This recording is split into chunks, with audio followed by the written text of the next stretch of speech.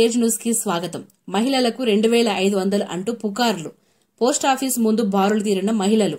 వికారాబాద్ జిల్లా పరిగిలో ప్రభుత్వం 2500 ఇస్తుందని పుకార్లు రావడంతో పోస్టాఫీస్ ముందు బారులు తీరిన మహిళలు. మాకు ఎలాంటి సమాచారం రాలేదని మీకెవరు చెప్పారంటూ మహిళలను అడిగిన పోస్టాఫీస్ మేనేజర్. ఒకరి నుండి ఒకరికి సమాచారం వచ్చిందని, అందుకే వచ్చామని సమాధానమిచ్చిన మహిళలు.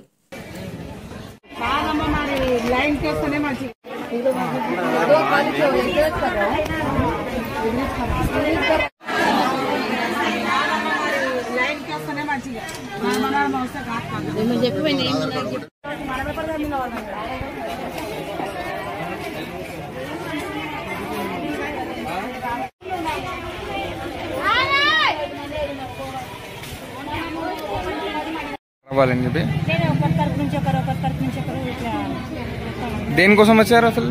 ఆధార్ కార్డు తీసుకుని వచ్చినాము. ఆధార్ కార్డు ఇస్తే అప్పుడు అప్లై చేసినాం కదా, 2500 పడతాయని అప్లై చేసాం కదా, దాని గురించి అమౌంట్ పడతాయని దాని గురించి మెయిన్ ఇప్పుడు అప్లై చేసి 2500 గవర్నమెంట్ నుంచి పడతాయి అన్నారు కదా ఇంతకుముందు. అవును కాదా?